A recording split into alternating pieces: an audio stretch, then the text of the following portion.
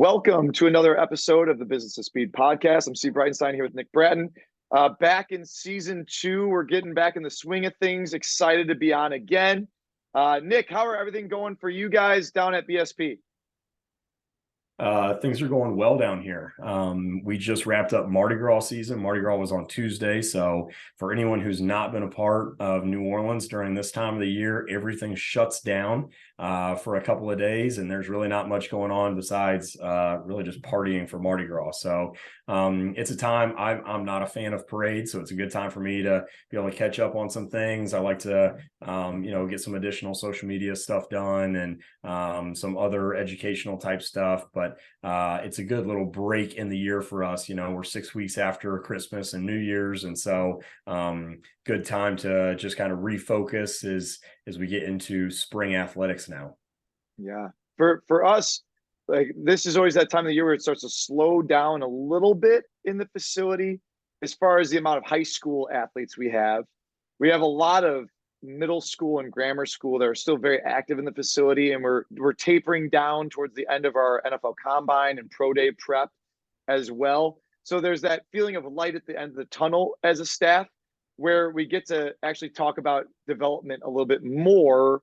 We always make sure that even when it's so crazy, and we're going to talk about this later, we always keep that focus of what are the things we need to be doing. And one of those is our staff development, X's and O's wise, our personal development and leadership. But when we just have some more hours in the week, it's a great time where you just kind of like can take a breath. But it's the fun time where you feast, in the private side for all of us. Essentially the summertime, we feast like crazy from late May all the way through August. Then we feast again right in that December, January, February, and then that March time we slow down again. And that's the rhythm of it. So we anticipate that, we plan accordingly. But yeah, we're looking forward to that little breath as well. Yeah, absolutely. Well, good. I love that.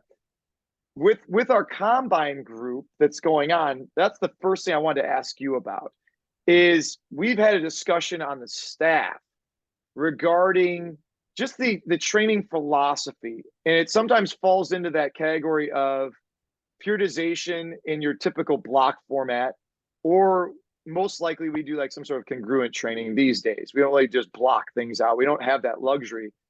But the discussion was if we are able to recognize that someone is lacking force development in their short acceleration patterns. In our context, we have a 1080 that we're allowed to do force velocity profiles, load profiles, velocity profiles. Like we can do all of these to really dial in where we feel like they're struggling. Is there value and is there ability for our athletes to train to put force into the ground and at the same time work on the frequency of their running as well? Because sometimes when we do force output, we get some slower leg action. Our switching speed is slower. Our turnover is slower, however you want to describe it, in the sake of trying to get that force. But there's always that value of we don't want to get too far away from that frequency. So I'm going to pass that question to you, Nick. In a situation that we have maybe an 8-week block of time that we're short on time, what's your idea on that one? Can we train it at the same time? Should we allocate certain time to certain things? What do you think? Yeah, so I think I'm going to answer from my perspective, but I'm interested to hear what you have to say because you guys do have this combine group that you're working with, and those are very different athletes and organisms compared to the middle school, high school athletes that we're working with. And so I think it's a different answer for each, but I'm going to tell you what we would do. So with our athletes, like I said, we've got a younger group, anything from 12 to 16, 17 years of age. And so for me, we know that it's going to take us a little bit longer to develop the force output side of things with these younger athletes. We have a lower training age. We have less understanding in the weight room. And so a lot of times we're learning movements as we're going through them. And so it's much, much harder to put a lot of load in those areas. And so we are going to focus more on the technical side of things. We're going to focus more on the frequency side of things because one of the things that I have come across with the younger athletes that we work with is the lack of frequency has more to do with a less developed neural system and awareness of themselves in space, what they're going through, as opposed to not necessarily having an ability to do it. So we want to put them into positions where they're going to be able to recognize what they're doing. They're going to be able to replicate what they're doing, and be able to get some reps on it. So again, with our younger group, if we have a shorter window of time that we're working with, and I'm seeing that right now with, in the private sector, we get this. Track is 4 or 6 weeks away, and we're getting parents saying, well, I need my athlete to be ready in 4 weeks. And so, understanding that with these young high school athletes trying to make a varsity team, they're probably not going to be able to see significant strength gains in that period of time. So a lot of what we're doing is working on getting into the right positions, making sure that they understand, where their body is at in space, and getting them the reps to be able to, again, recognize that position and replicate it themselves. How about for yourself, Steve? So again, like I was saying, with these older athletes, you're dealing with a very different, foundation and starting spot. So how do you guys handle this? Yeah, it's still a struggle. I don't know that we have the full conclusive answer to it. The things that are different contextually is they are strong and they have a really solid foundation. A lot of these guys are now 4th, 5th year in college. They've been in the weight room. Like, by numbers wise, you wouldn't say that they're necessarily weak for the most part, but their representation when being evaluated in their sprint is they're not delivering force the right way. And so we constantly are evaluating their film and trying to decipher the evaluation to say, is it because they don't have the capability to create force, or is it they're just applying force in inefficient patterns and the angles are poor, or is it that they have all this force from their thighs and hips, but their lower leg is so underdeveloped that it can't handle the force that they're trying to deliver? And so you're losing a lot of that stiffness, as we say often, through like that ankle and foot when they do deliver force. And that's one of the things that we constantly debate, and we're always trying different things to just see if that's moving the needle in the right way or not. And early on, we've had some of our guys that are just doing heavy sprints because that seems to get them at least in a better drive angle by just having some resistance on them. But we run into the fact that some of the guys are so strong that you can't actually provide them enough resistance without it being ridiculous to create that drive angle. And so what I really feel at this point in my gut is, if I can get guys to have a better frequency and getting their feet up in front of themselves, meaning that just if they're at an angle, the foot is up in front of that angle, not vertical, but in front of themselves to deliver force back, we often will see a better force output in the end versus overly just trying to put force into what we're trying to do. Because that sometimes through the weeks of the combine prep, you got guys that maybe irritate toes, irritate feet, irritate shins, irritate knees. Because when you really try to deliver force harder, you might win the next 5 yards because you hit the ground harder and you're able to get that 5 yards. But if you're not applying it the right way, there's a lot of negatives that can come out of that too. Have you seen that, Nick? Oh yeah, absolutely. And again, I come back to our track athletes that are prepping right now. I think we're seeing a lot of it. We have athletes that are going into season, and with high school athletes, you see a lot of multi-sport athletes.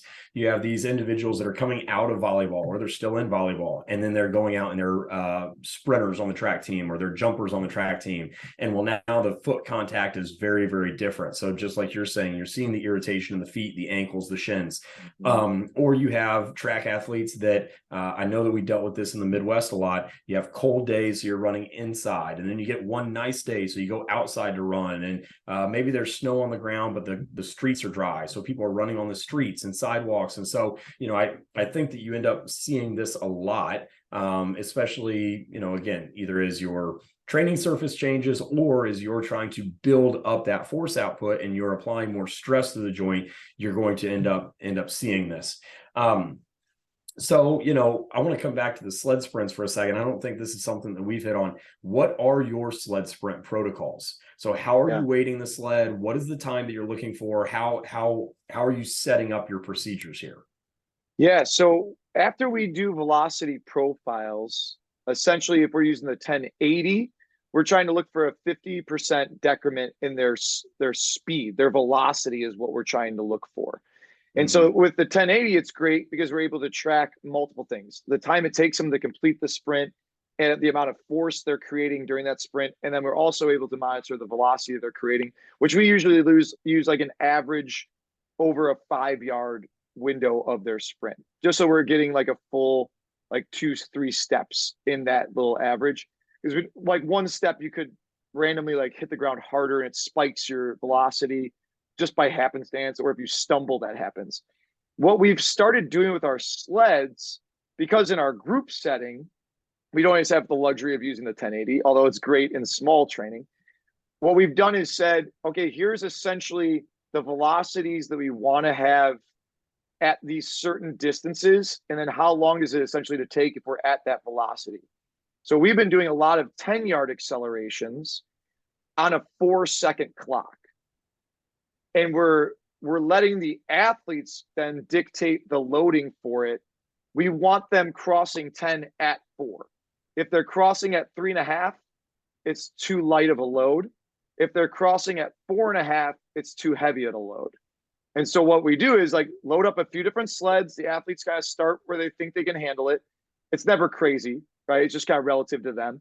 But I say go, and then I have my stopwatch going. I'm going 1,000. Like every time it hits that count, right? 1, 2. And so they're hearing that as they're driving.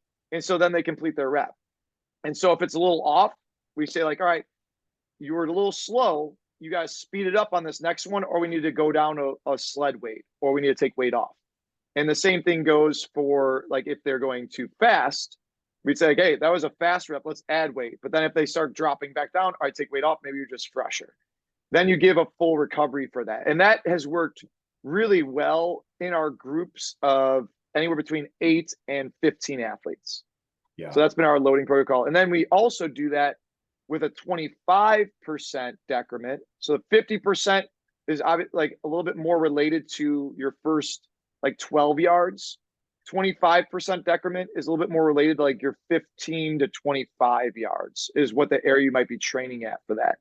And so we've done some 20-yard sprints where that's going to take essentially that 4 to 6 second range, depending on like the exact loading you're trying to do for that.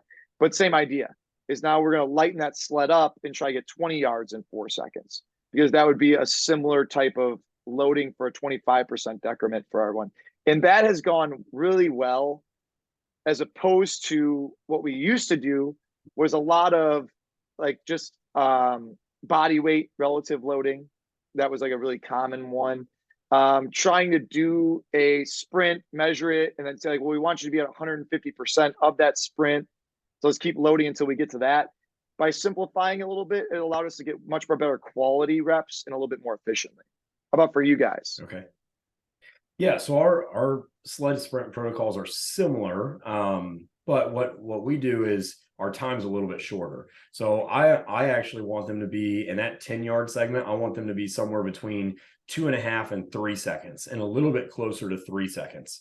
And I think part of this has to do with the age of the athlete that we're working with, because typically what I end up seeing is our athletes that are closer to 3 seconds. That's when our form and our technique starts breaking down. We don't have the rigidity within the ankles, and so we start to see a collapse there. We are not getting the good hip flexion and extension. It gets to more of a sweeping pattern. And so what we end up doing is, we'll typically get them set up with say a quarter to half body weight set up on the sled, have them go through a sled sprint, and we're the same way. We're calling out the time as they're going across. And so typically if they're anywhere below 2.75 seconds, then we're going to add another 25 pounds to it. If they're between 2.7 and 3, we're going to keep them about the same. 3 or above, typically we're going to drop the weight. And so again, I think that this kind of alludes to the age that we're working with. But, we're also looking at it more from like a technique standpoint. I'm not necessarily looking at it from a force production standpoint, because again, with these younger age groups, we're having to just get them into the correct positions. Now that changes a little when we start working with our high school guys. So summer, fall rolls around, we get a lot of our baseball, basketball athletes in here, and that changes some. And the load, instead of being, say, 75% body weight. For these older athletes, it's 125% to 150% of their body weight, and they're still falling under that 3-second mark. I think we had one of our college baseball guys in earlier this month when he was home for break, and I think he was at 175% body weight, and he was still running at about 2.7 seconds. And so, that's really what we're looking for when it comes to force application, but also hitting our positions too. Yeah. And this is, I think, the idea of like, what can we do as alternative exercises paired with that sometimes? And this again goes back to that discussion of, can we train force and frequency at the same time? Like, I really love getting some exposure to a heavy sprint, but then I'm a huge, like, in this current phase of my training, the banded A run variations, I can't get enough of them, because they just force the athletes to get up in front, and we're able to dictate angles with that. And it's like, if I want that sled to be at this certain angle of their drive angle with their body, I can replicate it with the band, and I can manipulate the band, allow them to slowly raise. And we shared this on the Business of Speed Instagram, was the raising A run is one of the ones that we've been doing a lot recently. And it just allows, like, if I do a heavy force output, it almost becomes, how I sometimes describe it to our staff early, is it's like a strength pairing in the weight room, where it's like a heavy strength exercise. Then we're adding in this explosive banded frequency exercise. And then we let our athlete sprint a little bit. And now we are able to see how they're able to manipulate both. And it gives us an idea sometimes in those places of a short time frame, can we manipulate those two variables back and forth, saying you need a little bit more of this or you need a little bit more of that. And that one always makes sense in my head when I'm thinking about, like, watching an athlete in front of me. Oftentimes it becomes a little different in the team setting as it gets bigger. And you have like a little bit more of a training block. Obviously, this is more of that individualized programming in the moment, making some changes. Yeah. Well, and I think that even in the team setting, you can do similar things, but you're attacking it as a group. Not everybody's going to need that in the moment. But I still think that some of these, you talk about the pairings, and there's a couple that we've been doing that I've really liked lately. And so one of the things that I'm seeing a lot of is just, athletes that aren't able to get their hips up underneath them, not being able to get into a good front side position. The other thing that I think is plaguing a lot of our athletes is weakness in the hip flexors and not getting enough hip flexor specific type work. And so we've been doing a lot of, taking our ankle bands, putting them around the middle of the feet, getting into a wall drive position, and going through several hip flexion exercises, just working on the strength of the hip flexors, then getting them into a sled A run position where now they're without the band, they're able to go through that movement, and then getting them into a sprint. So we're getting a little bit of a contrast there. So going through some things like that. I've got several track athletes right now that are doing some heavy sled marches, and then getting into block starts. And really working on, their ability to be explosive in that drive phase. But I've got another athlete that we've been working on a pairing where he's going cleans from the floor into his block starts. And he's been reacting really well. And what we're doing with all of these athletes is I'm setting up our timing system. It's free lap. There we go. I'm setting up our free lap right outside of the starter, right outside of the blocks, and setting it up at 10 or 15 yards, just so that they can get that instantaneous feedback. And every time that we set these pairings up, they do better as soon as we start putting them on these. And so, those are a couple of the things that we're doing specific for our athletes that as we're getting closer and closer to track season, we're seeing good results with. Yeah. I think the track is always one of the most fun groups to work with, because your results are the results of the training. Like, you get to do these things, then you time it immediately. Like, that's faster. That's all we were trying to do. That was perfect. And with the Swift timing system that we have, a big thing we were doing with our track guys was 30-yard sprints with a 5-yard lead in. And I was getting splits every 10 yards. And so we were able to figure out, like, that first 10 after the 5-yard lead in, the second 10, the third 10, which was the third 10 was essentially about 96 to 100% of their best fly 10 was what they're trying to hit on that. And what it was allowing is we'd have 5 guys go, and we talk about, all right, your drive phase at the beginning, you're not coming out explosively. So you're going to do this 10 to 80, a little bit heavier run. Your drive was great, but then you got slow and backside. So what we're going to work on is banded A run variations to keep you going up in front. You were great in the first 20, but your top speed, you never got bouncy. You never got up in front of yourself. So we're going to have this.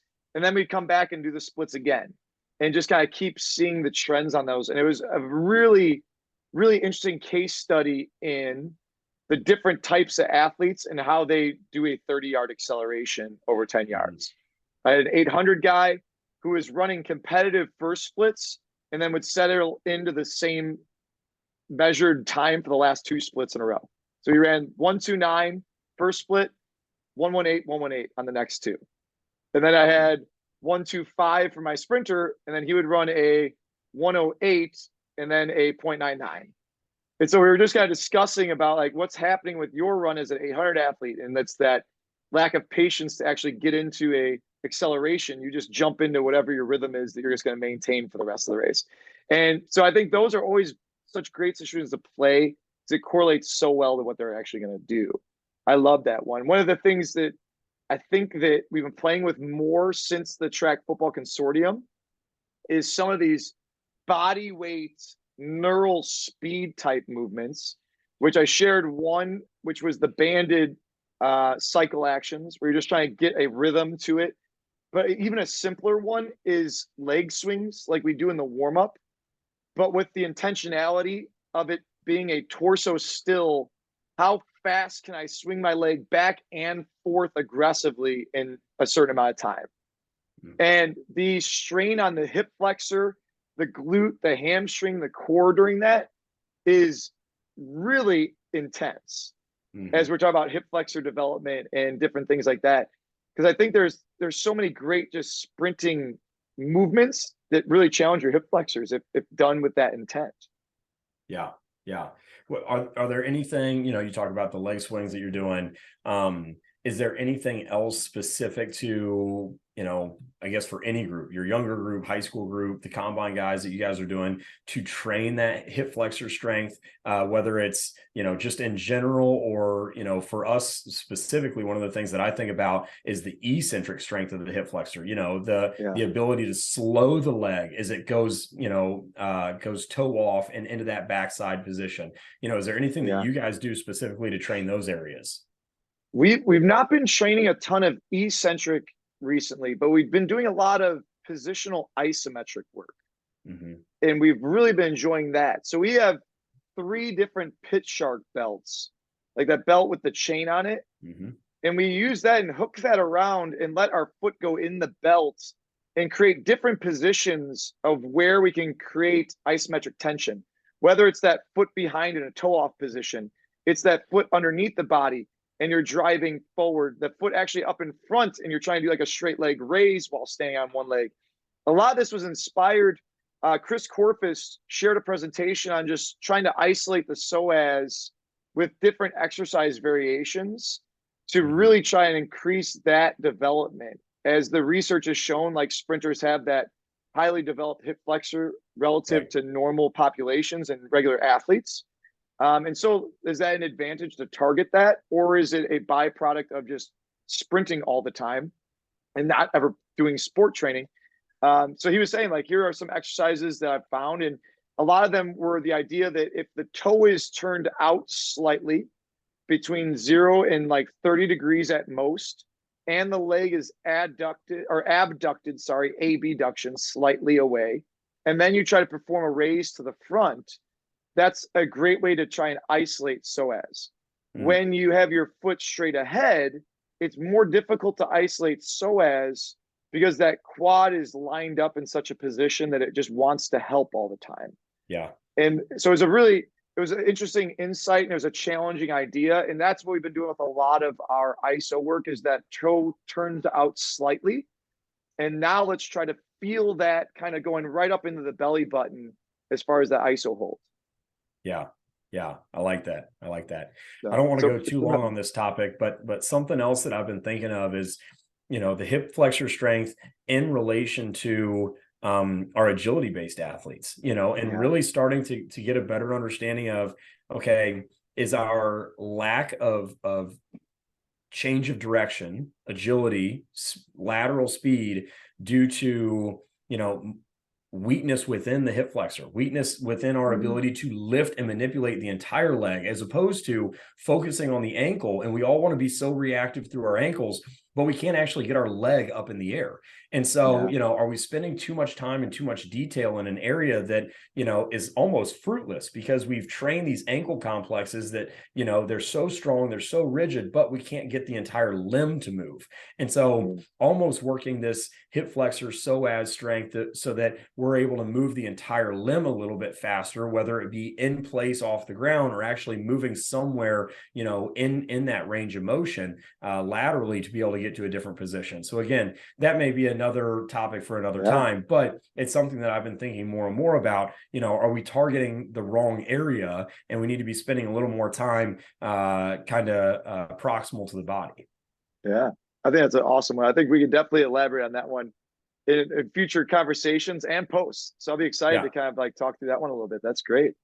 I did want to let Nick share a little bit more on his hiring process through BSP, and that's something we're always in as owners, managers. It's a continuous basis of hiring, people leaving, developing new talent.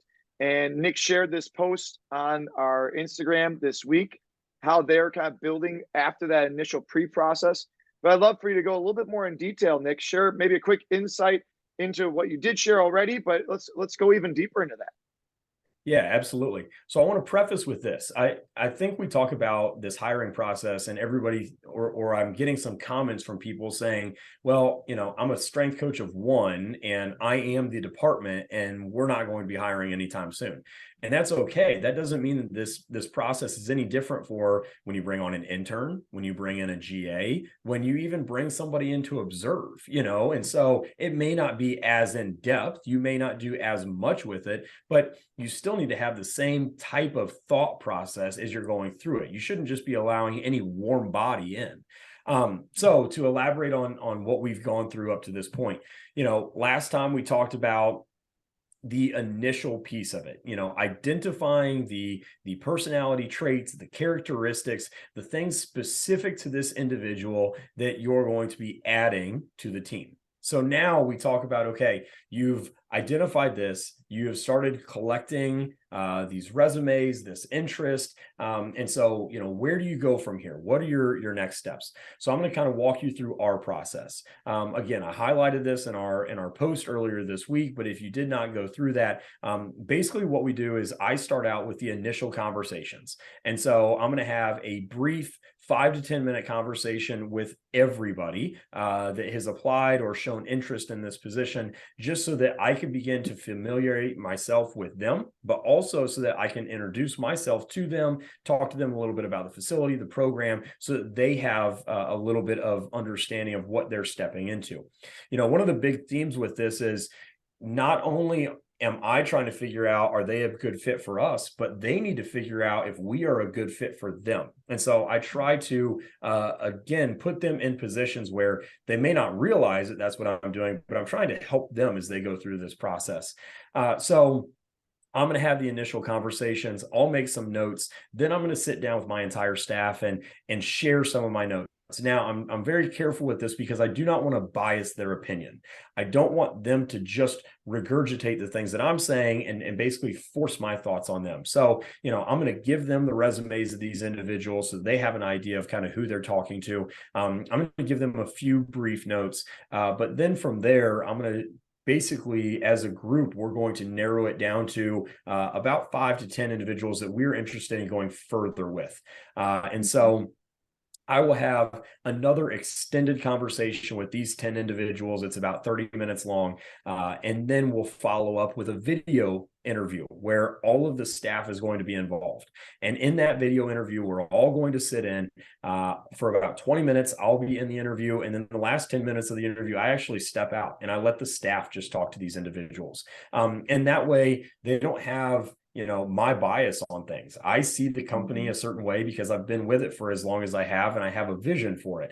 But I want the candidates to feel comfortable asking questions that they wouldn't ask me. I want them to be able to be candid with some of the other coaches and get their thoughts and perspective on some things. So we'll go through that 30-minute interview process. Then after that, I'll sit down with the team again, and we'll talk about what everyone's thoughts are, and how they feel like they would fit into this culture and this environment. And then from there, we narrow it down to 3 to 5 candidates that we're really excited about, and we bring them into our facility. And so this tends to be an expensive part of it. We fly people in from all over the country. We are, housing them for an evening. We're feeding them while they're in. But again, I want them to feel comfortable when they come down. If they're going to make this decision to make this move, whether it be across town or across country, they need to feel comfortable with the people that they're joining. They need to know that they're going to be taken care of. If you're going to uproot your life, I'm not just going to leave you stranded once you begin this process. So we're going to bring them down. They're going to spend a day or two with us. And I want them to interact with the clients. I want, because when they leave, I'm going to speak with those clients and get their feedback on things, because ultimately in the private setting, the clients have to choose to see us every day. Every day they make the decision to come back and see us. If it's a personality that they don't coerce with or they don't get along with, then they're going to stop choosing to come back and see us, and they're going to find another facility where they can get along with those personalities. And so, I want to see as much interaction with all of our clients, young, old, athletes, non-athletes alike, because they're going to have to get, some time with them once they start coaching. So we'll, have them come down, spend a day or two with us. I'll typically do like an exit interview with them. And this is, Steve, you and I have talked about this in the past. This is where we do this interview where I talk about, what are you looking for as far as development? Where do you want to go? Where do you want to be? How can we help? And so we're going to go through that interview. They'll head home. Typically, I'll give them about 24 hours. After that 24 hours, I'll have another phone call with them where I'm really just checking in. I just want to take their temperature. I want to see where they're at, see what their thoughts are. No offer is made, nothing like that. And then from there, that's when I finally sit down and decide, okay, who is this person going to be? Because we actually had someone in this last interview process that we flew in. He spent a day with us, and I could just tell that his excitement wasn't there. He wasn't the same person that was on the video call with us. I could tell that he was being very polite, but I just didn't feel like he was as excited as he had been throughout the entire process. And so after he had gone home, I had another conversation with him, and we could just tell that this just was not the right fit for him. And there's no hard feelings on either side of it. That's the reason why we bring them down. Yeah, did I lose $1,000? Yeah, I lost some money on it. However, it's better than him moving down and then a month later realizing this isn't for me, I don't want to be here, and then he's already mentally checked out. So, again, this is a long drawn out process. We just made 2 hires 2 weeks ago, and they originally applied back in November. And so it took 3 months for us to come to the conclusion of who was going to join our staff. But both of those individuals are very excited to join us. We're very excited to have them with us. And hopefully they will be with us for at least the next 2 to 3 years. And so, again, this is a long courting process. But at the end of the day, I do that in order to make sure that it works out well for all parties involved. Yeah. When do you feel like this process became more what you were leaning into? Is this something that from the jump when you first started making hires, this was inherently what you wanted to do? Is it something that's evolved perhaps more as you've gotten longer in this? What would you say to that? Yeah, I mean, it has definitely evolved, and it will continue to evolve. So I remember when I first started hiring, when I had a facility in Indianapolis. And really it came down to who has the most impressive resume, have a phone call just to make sure that they're able to carry a conversation. And then you're hired. There were some people I never met face to face, and it really bit me a number of times. People who would be hired and a week later I would see on a job board looking for another job. People who had come in and I realized that they don't have the understanding of the education that they had received that I thought. And so, it's definitely something that has evolved. And even, like you and I've talked about, I've now been through the hiring process 3 times in the last 6 months. And so because of that, it's something that we have changed as we've gone, even with those 3 hiring processes. And so again, at the end of the day, I would love to be able to just hire from our internship program. But the problem is we're growing so fast and our coaches are getting so many good opportunities that we're just not able to develop interns that quickly. So this is absolutely a process that is and continues to evolve. Yeah. And that it's always interesting how the value when you're hiring changes over the time too. Right? We used to have, when I first jumped on staff, like early questions were, are you still an athlete? Do you still do athletic things? Those were things I was asked when I was coming on to intern. I've not asked a single person that. I'm like, dude, if you're still doing like sports, I'm a little concerned that one, you're gonna get injured, you have this other time commitment. That's something that I'm not too worried about. And early on, it was, where did you get your education? What did you do this? And now it's kind of like, well, that's great, but just give me an understanding of where you're at with your application side. And now I'm actually leaning more into, are you a business entrepreneur at heart, is more important oftentimes, because that's the trap that I've seen over the years in our setting, is we have guys that love athletics, they enjoy coaching, they love lifting, they love sprinting, but that there's that disconnect between the marketing, the sales process. Then we didn't understand that was so important when we were making those hires. And then all of a sudden, 3 months in, no leads are being generated, no opportunities are being generated. The business isn't really growing. They're coaching great, whatever you give them, but then you're like, oh no, we need more from our potential clients, and we need our potential coaches. And it's interesting to see those changes as we go. What would you say is the biggest thing besides just great resume, let's hire you? What would you say is another big change that you've made in your process from really early on? Well, so before I go into that, I want to touch on what set apart the 3 individuals that I was most excited about in this process. And I'm going to sound very old school, but I'm going to explain this here in a second. The thing that set these 3 individuals apart was their level of initiative.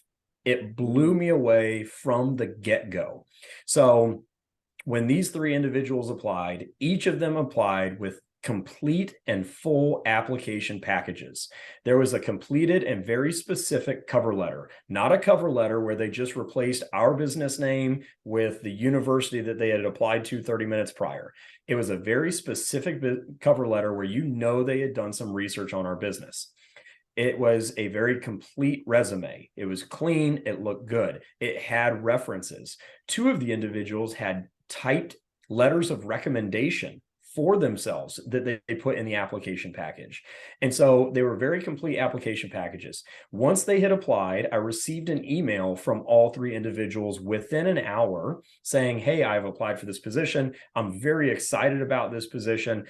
Please let me know when we can get in contact. So again, it showed me their passion for what they're doing and their desire to want to be in this position, not just be employed, but to be in a position at BSP. So from there, I schedule our first interview. Each of the individuals contacted me to confirm that the interview was going on. We have the interview. I receive a text message or an email from all of them thanking me for my time. We go through the video interview as a staff. The video interview ends. I receive a text message or an email from each of the individuals, and my staff received emails from 2 of the individuals thanking them for their time.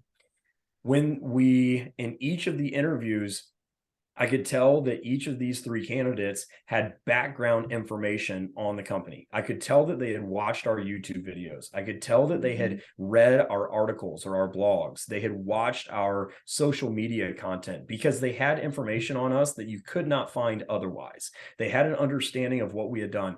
And that to me was more powerful than anything that they could have known. And here's why. One of the things that I've realized is a manager for over a decade now is, just like you were talking about, we used to ask questions like, were you an athlete?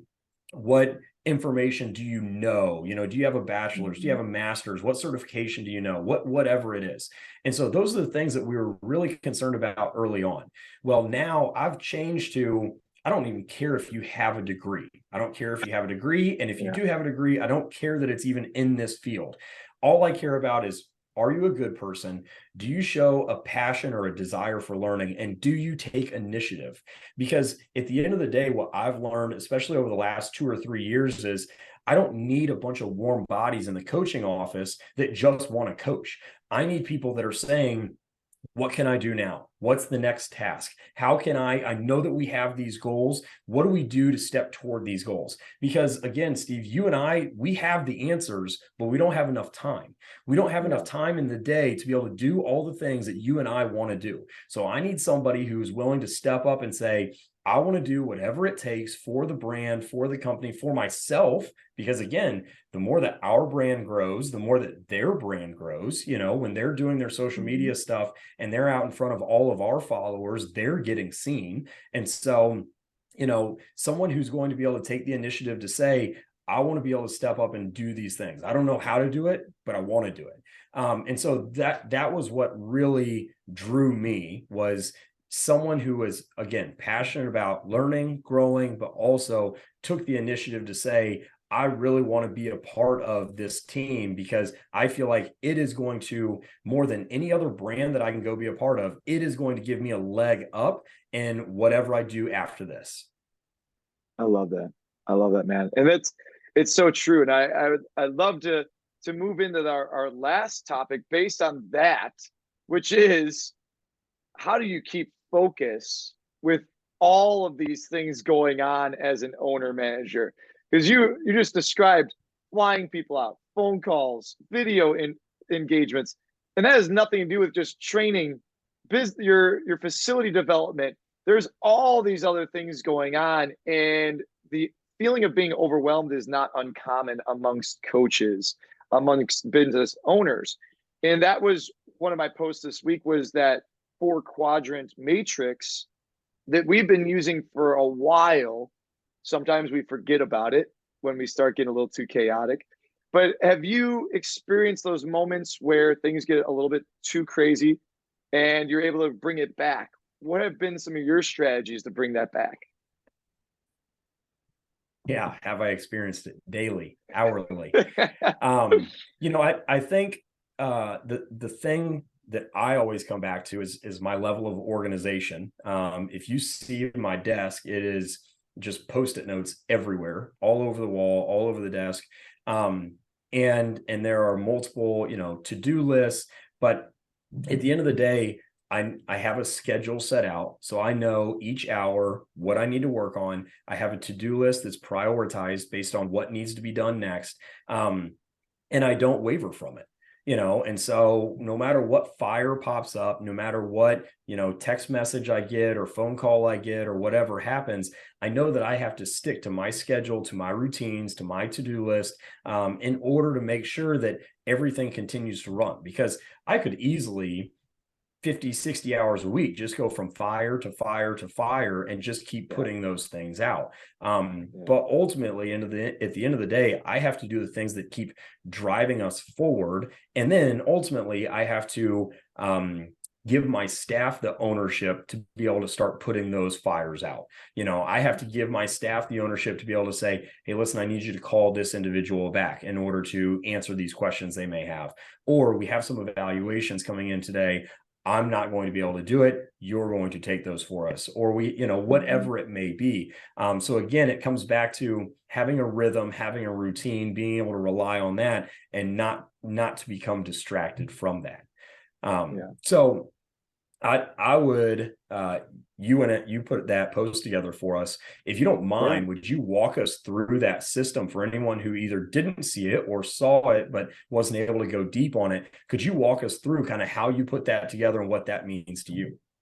Yeah, it's the grid is not entirely my invention. I think just Mhm. the context behind it would be a little bit more of how I describe the tasks around our facility is what I was putting together. But essentially, on one side of your four box grid is importance, where the bottom corner is least important, top is going to be your most important, and the other axis is going to be the urgency of that task.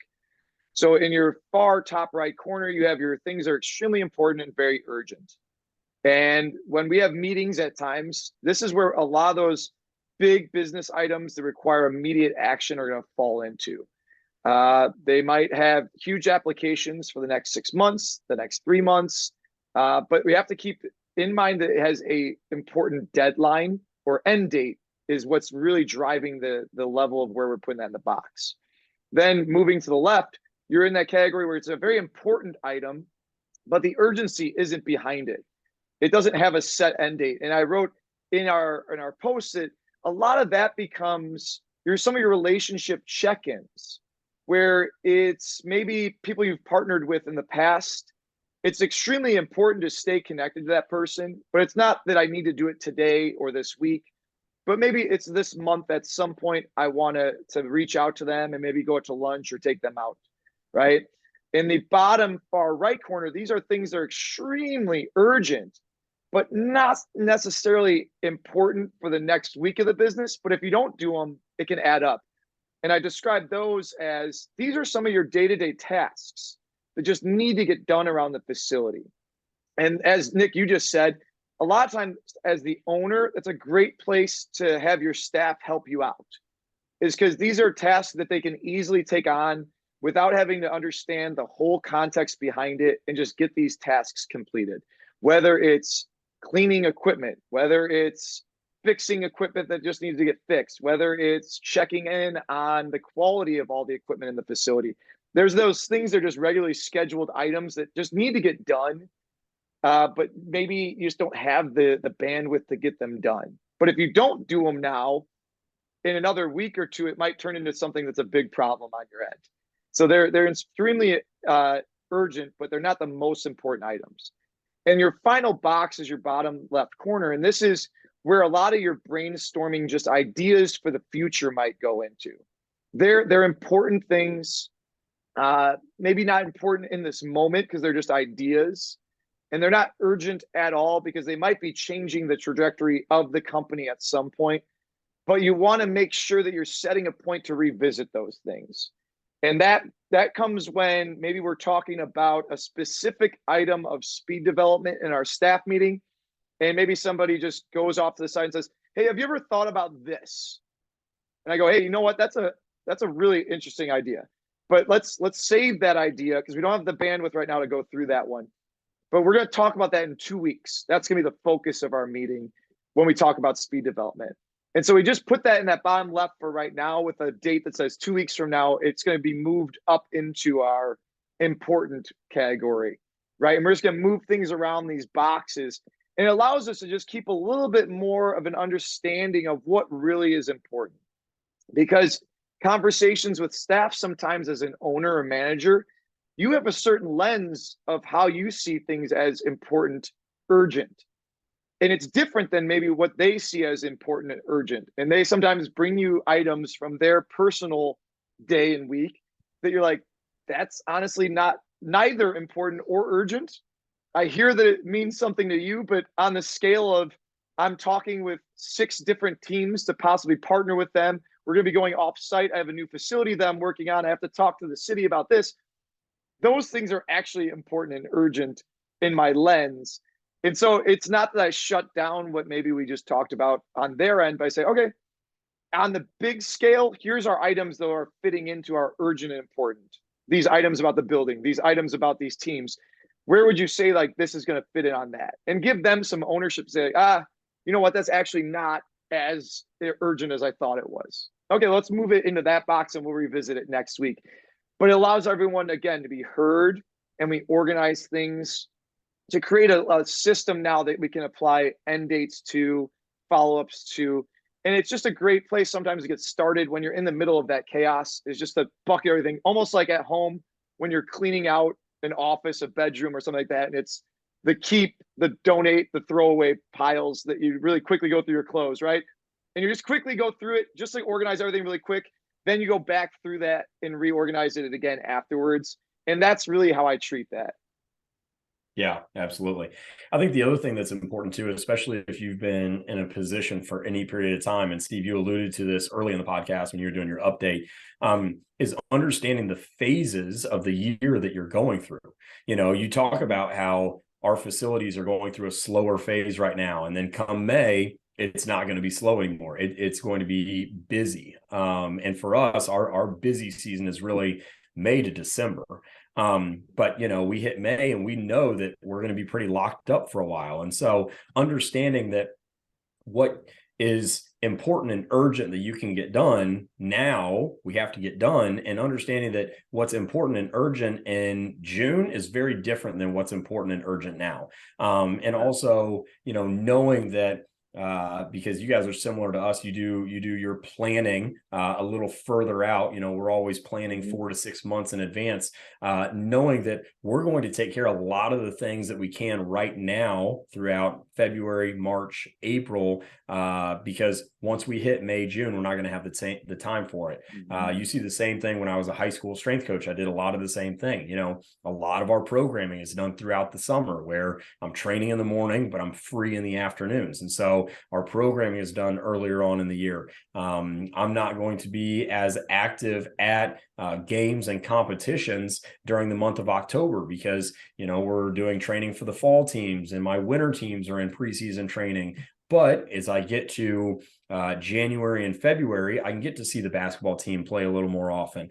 But come March, when the spring athletes are in, I'm not going to be able to get out and see them. And so just understanding the phases that you go through and how you're able to allocate your time, how the level of importance and urgency changes based on the time of year that you're in, and ultimately being able to understand how to delegate things when you need to be able to do so. Yeah. And as a leader, when you're able to delegate, it does so much to build better relationships with your staff, that they can understand the big picture when you bring them in to see what's going on as far as what's really important right now, what's urgent right now, what's going to be important in a few months. And then here, I'm going to lean into you. Like, this isn't something that needs to get done now, but I'm going to lean on you to kind of like take hold of this one and make it yours. And it just builds that belief within the company that everyone's making an impact along the way. And that's really what you're doing as a leader, is you don't want to be the hero all the time. You want to help develop other people to take hold of things. And that's really what that leadership piece should be for all of us as a goal. Absolutely. I love it. Well, Steve, I think it was another great episode. For you guys who have not seen on our social media, we have posts up each Monday, Wednesday, Friday that start to detail some of the things that we're going through. So be sure you guys check those out. Like we've said in the past, we really appreciate any ratings and reviews that you guys can give the show, sharing those out on social media, sharing them with any coaches that you think that will hit home with. But outside of that, we're looking forward to bringing you another episode next week.